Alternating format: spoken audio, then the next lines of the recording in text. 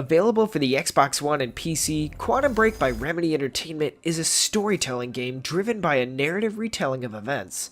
The game utilizes player choices that affect story direction, gameplay, and events in the live-action TV show.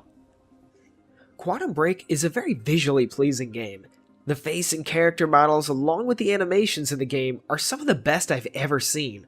With them looking so good, I often wondered if the actors from the TV series put on a mocap suit to capture the animations themselves.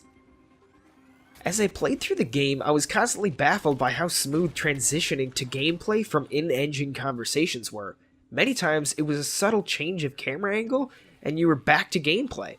The only reason I knew to pick up the controller was the familiar over-the-shoulder camera angle at times, and that's an amazing problem to have.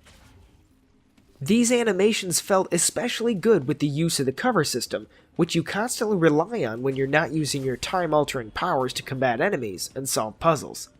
The cover system feels natural and doesn't lock you to the wall, so exiting cover is much easier, and in a tight situation, that's a plus.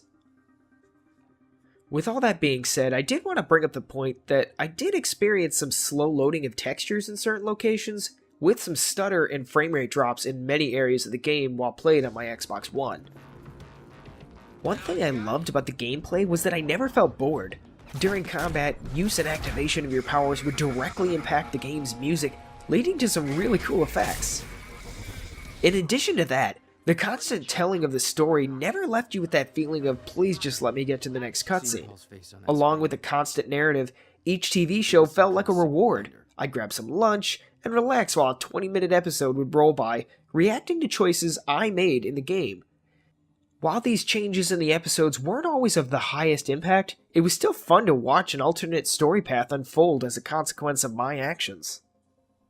But all good things must come to an end, and sadly the end arrives a little quick in this game. The game took me around 10 to 12 hours to beat while casually searching for collectibles. You might be able to squeeze 20 hours of trying to get achievements, but not much more.